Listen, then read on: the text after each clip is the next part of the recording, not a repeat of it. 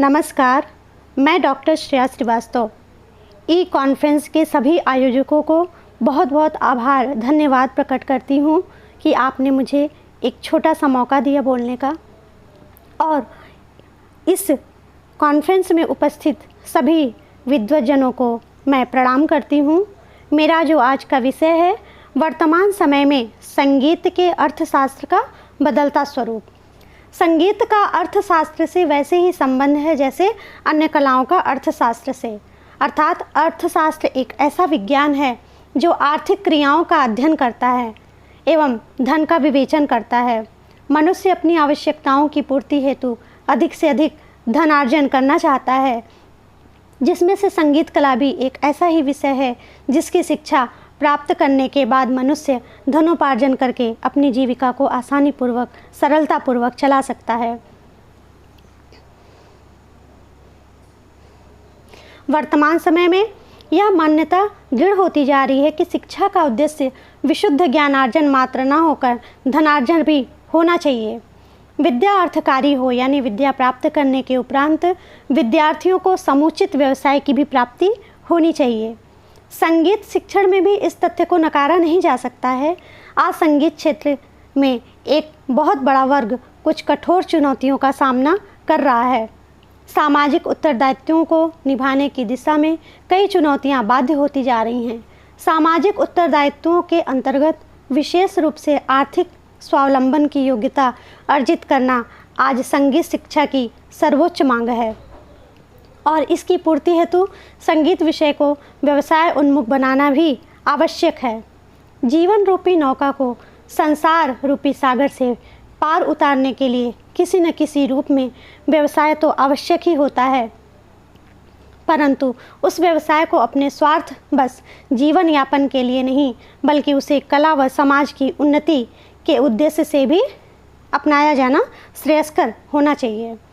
संप्रेषण, टेलीविज़न और प्रचार प्रसार के माध्यमों द्वारा संगीत के क्षेत्र में विभिन्न व्यावसायिक क्षेत्रों का रास्ता खुला है। आज फलते फूलते संगीत उद्योग ने देश विदेश में अपना एक निजी स्थान बना लिया है।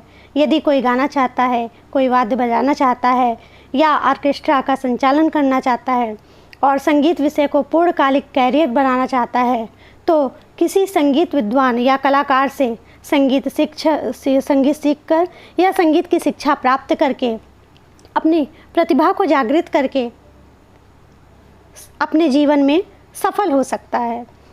आधुनिक संगीत शिक्षा से यह अपेक्षा की जाती है कि शिक्षा प्राप्त विद्यार्थी संगीत संबंधी सभी व्यावसायिक क्षेत्र में आगे बढ़े और अपनी कला का भी प्रदर्शन करे। साथ में वर्तमान समय में संगीत का विषय के रूप में विद्यालयों, शिक्षण संस्थाओं, विद्यालयों में आ जाने से अनेक कलाकार शिक्षक कार्यरत हैं जो संगीत शिक्षण की सेवा में लीन होकर अपना जीविकोपार्जन कर रहे हैं। वर्तमान समय में संगीत शिक्षण संस्थाओं में संगीत एक सम्मानित व्यवसाय के रूप में विकसित हो रहा है। प्राथमिक शिक्षा से संबंधित विद्यालयों से विश्वविद्यालयों तक की शिक्षण संस्थाओं में संगीत के विद्यार्थियों को शिक्षक के रूप में रोजगार प्राप्त हो रहे हैं।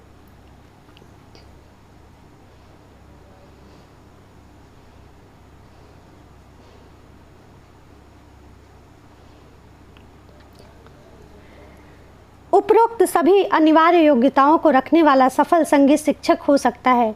जो लोग संगीत व्यवसाय को प्रमुखता देते हुए वह स्वयं का संगीत विद्यालय भी खोल सकते हैं और जहां वे पढ़ा सकते हैं, उनकी आय को बढ़ावा भी दे सकते हैं। इसके अतिरिक्त कोचिंग कक्षाएं भी चला सकते हैं। आज वर्तमान समय में अनेक सामाजिक, धार्मिक, सांस्कृतिक समारोहों, मेलों इत्यादि पर भजन, गजल, शास्त्रीय संगीत आदि के गायक, वादक व नर्तक अपनी कला कौशल का प्रदर्शन कर रहे हैं। धार्मिक स्थलों पर धार्मिक भावना से भजन कीर्तन करने वाले नियुक्त गायक वादकों के लिए भी जीविकोपार्जन हेतु आवश्यक धनराशि निर्धारित होती है। इसके अतिरिक्त आज विभिन्न विवाह उत्सव, कार्यक्रमों और जन्मदिनों के अवसर पर गा बजाकर लोग अपनी आजीविका चला रहे हैं। इसके अतिरिक्त संगीत में बहुत से क्षेत्र हैं, अनेकों क्षेत्र हैं। संगीत चिकित्सा जैसे क्षेत्र हैं जिसमें संगीत की शिक्षा प्राप्त कर उसको व्यावसायिक दृष्टि से अपनाते हुए जीविकोपार्जन किया जा सकता है।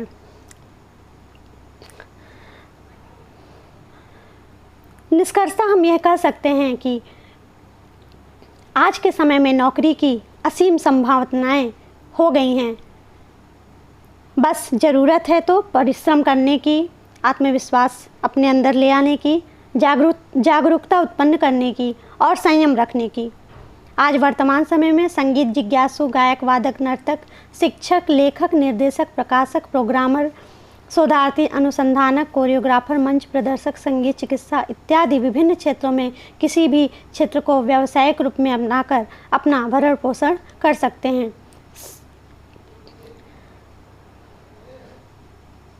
कोविड-19 ने जनमानस में इस समय उछाल सा ला दिया है। ऐसे में सभी का घर से बाहर जाना या आना मुश्किल हो गया है, जिसका प्रभाव संगीत रूपी कला व्यवसाय पर भी पड़ा है। सभी शिक्षण संस्थाएं बंद हो गई हैं। सभी कलाकार, शिक्षक घर में बंद कैद की भांति हो गए हैं। ऐसे में संचार माध्यम ने संगीत के सभी कलाकारों, शिक्षकों के जीवन में रंग भर दिया है और संचार के अनेकों माध्यमों से जैसे से नमस्ते जैसी कई ऐप्स हैं जिनके माध्यम से घर बैठे सैकड़ों लोग आपस में जुड़ जाते हैं और एक दूसरे तक अपनी बातों को साझा कर पाते हैं। जहां पहले विभिन्न संस्थाओं के माध्यम से संगोष्ठी, कार्यशाला, समारोह आयोजित किए जाते हैं, वहीं आज संचार के माध्यम से वेबिनार के रूप में आयोजित किए जा रहे हैं, जिसमें घर बैठे ही कलाकार, विद्वज्जन, शिक्षकगण, विद्यार्थीगण अपनी ज्ञान की धारा को विद्यार्थियों तक प्रवाहित करने का प्रयास कर रहे हैं। धन्यवाद।